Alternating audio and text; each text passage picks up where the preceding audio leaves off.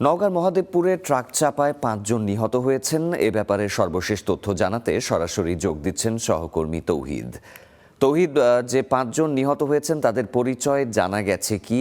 কিভাবে দুর্ঘটনাটি ঘটলো, কোনো তথ্য জানতে পেরেছেন? এটি মহাদেবপুর এলাকার নূরপুর এলাকা এটি এবং সকাল ভোরবেলার দিকে আসলে সড়ক দুর্ঘটনায় ৫ জন নিহত হয়। আমরা এখানে আসার পরে স্থানীয়দের কাছ থেকে যেটি জানতে পেরেছি, এই যে ৫ জন নিহত হয়েছে এরা সবাই আসলে কৃষক এবং ক্ষুদ্র নিগোষ্ঠীর মানুষেরা। এরা সকালবেলা তাদের সবজি তারা নিয়ে এই মহাদেবপুর হাটে তারা বিক্রি করার জন্য ভ্যানে যোগে তারা যাচ্ছিলেন এবং এই যাওয়ার পথে এই এই জায়গায় এই পাটকাঠি শিবপুর এই জায়গাটি আসার পরে এই যে ড্রামটা দেখছেন এটি আসলে তাদেরকে চাপা দেন এবং এই ঘটনাস্থলে আসলে ৫ জন কৃষক নিহত হয়।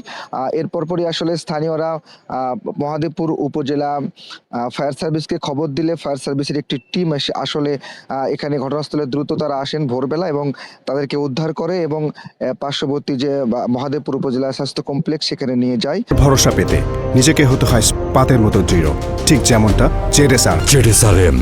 এবং সেখানে নিয়ে যাওয়ার পরে কর্তব্যরত চিকিৎসক তারা ৫ জনকে আসলে মৃত ঘোষণা করে।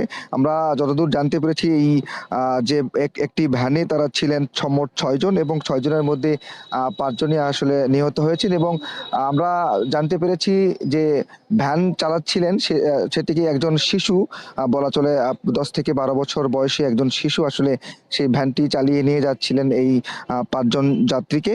যদিও শিশুটি সম্ভবত এখন পর্যন্ত বেঁচে আছে আমরা যতদূর জানি, এবং বাকি যে আরোহী ছিল ভ্যানের ৫ জন তারা সবাই মারা গেছে এবং এদের সবার বাড়ি আসলে মহাদেবপুর উপজেলার নূরপুরে তাদের বাড়ি।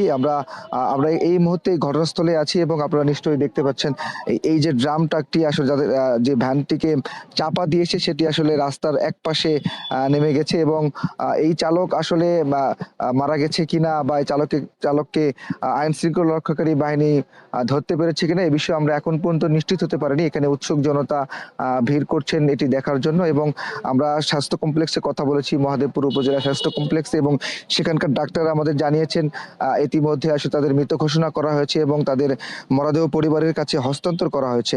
আইন শৃঙ্খলা রক্ষাকারী বাহিনী বিশেষ করে মহাদেবপুর থানার ওসি তার সঙ্গে কথা হয়েছে, তিনি আসলে বলেছেন যে ঘটনার পরপরই ঘটনাস্থলে পুলিশ পাঠানো হয়েছিল এবং আলামত সংগ্রহ করা হয়েছে এবং এর পরবর্তীতে যে নিহতদের পরিবারের সঙ্গে কথা বলে আইনি প্রক্রিয়ার মাধ্যমে তারা বিষয়টি দেখবেন। এখন পর্যন্ত এমনটি ছিল এবং আমরা এখন এখানে রয়েছি। এখান থেকে একটু এইটি লাইভটি শেষ করার পরে হয়তো আমরা সরাসরি চলে যাব নিহতের বাড়িতে এবং পরবর্তীতে হয়তো নিহতের বাড়ি থেকে আমরা আবারও যুক্ত হব এবং স্টার নিউজের মাধ্যমে দর্শকদের জানাতে পারবো।